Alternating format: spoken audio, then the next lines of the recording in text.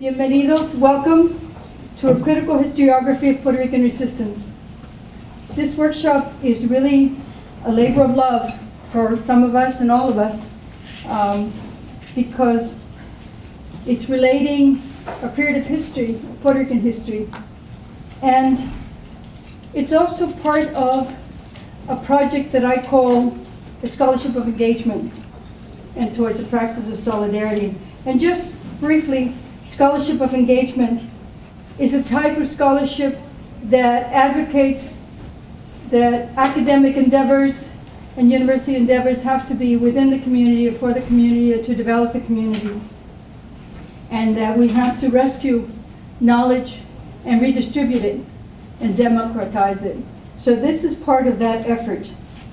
And also, this workshop in particular emerged from a discussion of a group of students who would come in and out of my office at the Center for Puerto Rican Studies, and we're seeing books that were in Spanish. And since they were raised or studied here, and even if they studied Puerto Rican studies, you usually study in English, they didn't know these books that had been published, and they were quite enthusiastic about the books and said, wow, what's this, what's this? And I said, wow, you didn't, read this in Puerto Rican? He says, no. And so I said, well, why don't we give a workshop? And so we said, okay, let's give a workshop, because I was telling them that there's a whole period in the new history that is very exciting, and definitely Arcadio is in tune with that whole period. And I said, okay, well, let's put it together. And so we put it together. And I was very glad that that group of students instigated the idea, because what the idea means is a desire to reconnect, a desire to connect to the island, and desire to bring it here and to know more about Puerto Rico and our common Puerto Ricanidad. So they're at fault for this, or they're the ones that instigated. There's a couple of them. So what is historiography? Let's start with that, okay? I'm not going to assume, and we can't assume, there's different levels of people here. So we want to make sure that we can share basic ideas and concepts, okay? And historiography is very interesting because it has the word history, but it's writing about history. It's the writing that's been done about history, the way it's been written, and the way it's been interpreted. And we're going to be looking at the way the history was written for a period of time in Puerto Rico. And we have selected purposely books in Spanish published in Puerto Rico, okay? Now, part of this effort is to recover, to help us recover. And I've given you a symbol of the Sankofa. The Sankofa is a very interesting mythological figure. It's from the Akan language, it's from Guyana. It's an African symbol. It's a bird that looks back to move forward. But the bird looks back to know its past, to be able to retrieve it, to gain knowledge and wisdom from its heritage and from its path. And through looking back, it can move forward better. It's a very interesting symbol from our African heritage that is used more by North Americans than us. But Puerto Ricans I know that deal in symbols know about the Sankofa and know about the Adrinka, which are the symbols of Guyana. So I'm using that as a metaphor of what we're trying to do. We're trying to recover part of collective memory through the books that we're going to be presenting and talking to you about. And at the same time, some will be discovering, recovering, and reconstructing some of that history for you. And why Puerto Rican resistance? Why a critical historiography of Puerto Rican resistance? I'm of the mind, and I think we all are of the mind, and probably many of you, that the history of Puerto Rico has been a history of resistance. It's been economic, cultural, social resistance from the time of the Taínos to today. And that we really have lived a culture de cimarronaje. Cimarronaje in English is marronage. Did I pronounce that right? Marronage. La cultura del cimarronaje. Los cimarrones, the maroons, y las cimarronas were, as you might know, runaway slaves, running away from slavery, running towards their freedom, escaping, and they escaped to the mountains. And the image of people seeking freedom, running away to be emancipated, to shed the shackles of slavery through the mountains of Puerto Rico is a very powerful image. And I think that throughout our history, we have always been cimarrones, not running away, running towards freedom, running from colonialism, exploitation, running towards an emancipatory life. So the reason that we put the title A Critical Historiography of Puerto Rican Resistance is because also we're going to look at a period of history that is different. And that's what I'm going to talk to you about now. It's a period in history that we're looking at publications that were more or less published around the late 60s to the late 80s. And it's because when we looked at the books, we said, wow, all these books were published during that time. And it was a very specific time. During that period, many interesting things were happening, but first let's go to the period before. Right before the 70s, what is happening in Puerto Rico? And I'll touch briefly because each of our facilitators will say something according to what they're presenting about that period, okay? And the context of the 50s, Puerto Rico has been transforming throughout the first 50 years of the 20th century, from a Spanish colony to an American colony, from an agricultural economy to an industrial economy. During the period, we see tremendous political changes, from growing nationalist movement to the total repression of that movement, to a 50s that sees the power of the Popular Democratic Party, Operation Bootstrap, to massive migration of the 40s and the 50s to the United States because the demise of manos a la obra, the increasing poverty in the urban areas, the migration from the country to the urban areas to San Juan. It's a period of lots of changes. There is some economic growth, but there's a lot of movement in the island. And it's a period then, as you hit late 60s, that there's a despertar. There's like, you know, a sense of there's new beginnings. There's the progressive forces are beginning to question and want to reanalyze parts of the history. We have a new movement of the progressive left starting, a movement that is the student movement, which started in 1956, the FUPI, the MPI, which started in Claridad, which started in 1959. You have tremendous interest in these groups. We have the presence of the Navy in Culebra in 71 to 75. We have the takeovers of terrain, rescate de terreno in areas. I remember groups that I was with that were involved in that.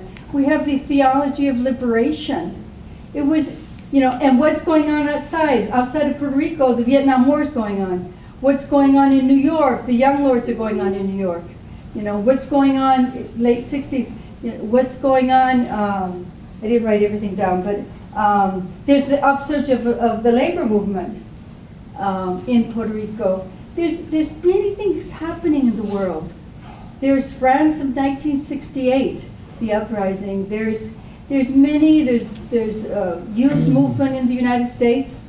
So the world, you know, there's lots of things happening in Latin America. There's things happening. There's the Cuban Revolution. So Puerto Rico too is in the middle of many changes.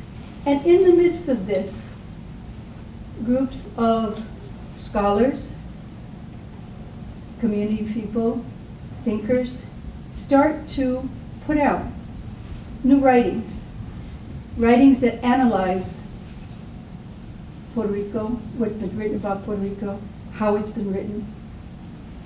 And out of those books, we see a new voice being developed, an analysis about the workers' movement, analysis about the political situation, about the nationalists, analysis about culture and literature, and analysis of the social sciences that was carrying on, analysis about racism in Puerto Rico. Right? So it's a moment where the voices that start emerging in the 70s and 80s start publishing very interesting documents and essays that end up being called, for the history part, the new history, for the struggle, la nueva lucha, for those in sociology, the sociology of la denuncia, sociology of denuncia, I say denuncia, denouncement, is that right? Denunciation. Denunciation, gracias, Judith. So, and this movement that is being felt, it's not just in the social sciences history, it's in literature, it's in music, the New Song movement. It's the New Song movement also emerging. There's a movement in the salsa to recognize Tito Curet, las caras lindas de mi gente. There's, it's a period where very many interesting representations and manifestations are occurring at the same time, very much in that period. See if I forgot anything else. So in this time, we want to share with you some of these writings, some of these books. And we're going to share them in 4 sections, okay? Before I move on to discuss those sections and present the different people, remember that these were all different debates that are going on in Puerto Rico at this time, and related what's going outside. There's a very interesting process that's going on in the island, but what was going on also in New York. New York develops the Center for Puerto Rican Studies in 1973. In Puerto Rico, the Center para el Estudio de la Realidad Puertorriqueña, CEREP, gets developed. In 1976, the Centro de Estudios Avanzados del Caribe, the Center for Advanced Studies of Puerto Rico and the Caribbean, that gets started by Ricardo Alegría. There's Aspira develops in New York in around very much similar time. So there's really like a spirit of struggle. There's a spirit of renovation. There's a spirit also of looking for, searching for, what is more relevant, what is socially more correct. And then there are new paradigms, the breakdown of paradigms or the positivistic paradigms. There's a new social science that is more Marxist, it's more questioning, it's more critical. So it's definitely a very interesting time. And out of this, we've chosen some of the books. We've chosen some of the areas. There are some limitations to what we're going to present.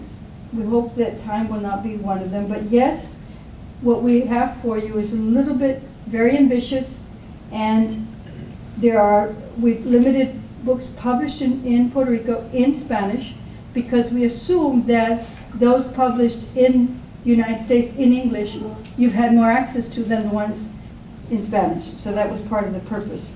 The other limitation is that there are some excellent essays that we could include. There are revistas, journals, that emerged during this period of time. Not only research groups like CEREP emerged in Puerto Rico, but revistas like La Escalera, which emerged out of a protest in front of the university. I was there myself. It was a time when what was surging new was part of a movement that different people were involved. And we can't get into all of that material. But we have given you a bibliography that is pretty extensive, and people interested in more, as you'll note, it says, send us and we'll send you the material. So the other limitation is, for all you women out there, there's quite a few out there, originally the first part had the women's movement in Puerto Rico, which is very close to my heart, because I was in part of the groups that started at that time. And I decided that we didn't want to extend the afternoon another hour, and that I thought it would be better to do something just on women in the fall, and something just on the colonial psyche also in the fall. So I'm not sure that'll happen, but we'll see. And before I present and move on to another part, I just want to share with you an example of a Sankofa experience. And I'm doing this on purpose for all the young Puerto in this room, because it might help you feel that it can be done. When I was 18 years old, I returned to Puerto Rico in 1965. I had been away from Puerto Rico for 10 years. My father, for better or for worse, was in the US Army. And I had left Puerto Rico when I was 8, so I knew, to read and write. But, you're in 3rd grade, so you, and I learned English. And I learned English with the Mexicans, con los Chicanos in California. And then I was in France for many years. So when I returned to Puerto Rico, I did not know what Puerto Rico was. I hadn't studied Puerto Rican history. I had no idea, okay? And it gets wiped out. And that experience I have heard of so many young people.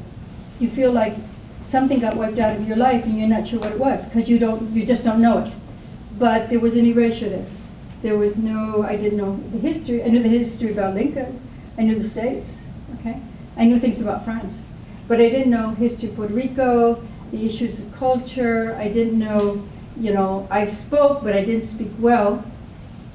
And it was a return that was an eye-opening experience, like many young Puerto Ricans who I've heard since then, that was many years ago, who go back to Puerto Rico and you feel rejected, you feel you don't belong there, you feel that you're not wanted, and you don't speak well, your Spanish is not good. So I wanted to share this experience with you because something very interesting happened that really changed my life. And you never know what's going to happen that really changes your life. It was April 23rd, 25th, I can't remember right now. It was a spring break. I was in college, it was spring break. My grandmother had gone off to Unity. Don't ask me how to, Unity is a religious group. And I was in Old San Juan, just walking around. And I went up in front of the Capitol because there was a lot of people there, and I said, well, let me go in front of the Capitol and see, what's happening. I mean, I was just discovering, you're young and you're discovering, you put your nose and, ¿qué está pasando? What's going on here? And I walked up, and it was really an incredible experience. And I'm there, and I see that there's a procession or march that's about to come down. And I said, I see all these people far down. Those of you who know Old San Juan, you enter, and you have to, and you can see from Puerta Tierra, you can see in front of the Capitol how far, quite a bit, a couple of blocks down. And I was there, and I said, oh, and there was a man next to me, dressed impeccably white, Panama hat, and I said, ay, perdóname, excuse me, ¿qué está pasando? And he said, es el entierro de Don Pedro Albizu Campos. What did I ask? What's that? I said, oh, perdóname, ¿quién es Don Pedro Albizu Campos?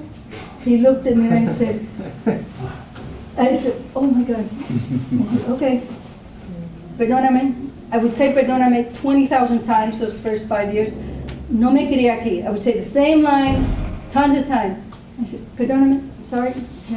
And he says, and he got very emotional. He said, Don Pedro Albizu Campos, el patriota, el hombre más grande de este país. And he started to cry. And I said, oh my God. I said, I say, no, perdón, you know. So here I am, you know, putting my hands on him, and he said, está bien. And he went away, and I said, oh my God, what is going on? How come I don't know about this? And I felt like, you know, trágame tierra. And so I said, I better stay here and find out what's going on. And so I saw the whole parade. I saw the whole funeral march, okay? The Black Cadets, the nurses, tons of people. And I was like, you know, you're 18. You know, it was like a real surprise. And you go back and you see this immense historical activity that you don't know nothing about. And you're there, and you're a kid, you know, and you're impressed by things. And I said, oh my God, I better find out who this guy is, you know. And I did, of course. I still have the newspapers of that day because I went and I bought all of them. El Imparcial, which no longer exists. El San Juan Star, which no longer exists. El Mundo, which no longer exists. And I have them all. And I sat and I read, oh, this happened. And oh my God, how come my parents never talked about this? We had left in '54. We were here during the 1950 revolt. Of course, I was very young, but how come, you know, and so I was left with these questions. How come my parents didn't talk to me about this? You know, that's my history. And then I just gobbled up books. Just gobbled. You know, I went and bought everything I could find. I went to the library Carnegie, which was open in 1965, and then it closed for renovations.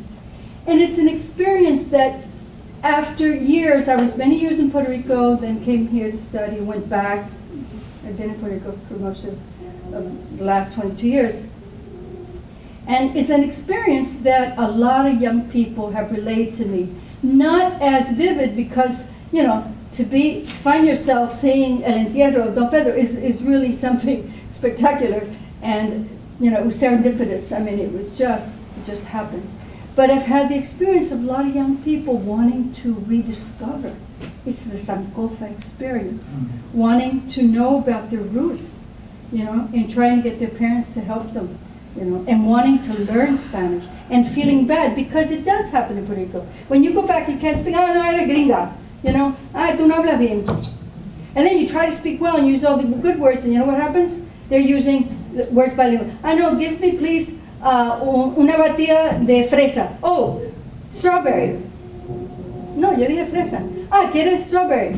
You know, and you try to use good Spanish, and then you're seeing the bilingual. No, quiero que me dejes esto crunchy, crocante. Lo quieres crunchy. You want it crunchy. So you see all these, you know, interesting aspects of our experience, which are contradictory. You know? Okay, I'm supposed to be Puerto Rican. I'm supposed to speak Spanish. I'm trying to speak Spanish. And, you know, they're giving back me bilingual. So you see all these, and I've had so many experiences with young people. As a clinician, I ended up doing a lot of groups with diasporic returnees, both youth, older, etc., to try to get them to bridge those gaps.